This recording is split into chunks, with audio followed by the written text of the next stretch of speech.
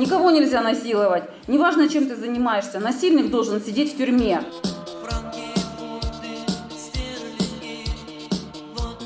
Сегодня изнасиловали проститутку, а завтра изнасилуют вашу жену или дочь, потому как они почувствовали безнаказанность.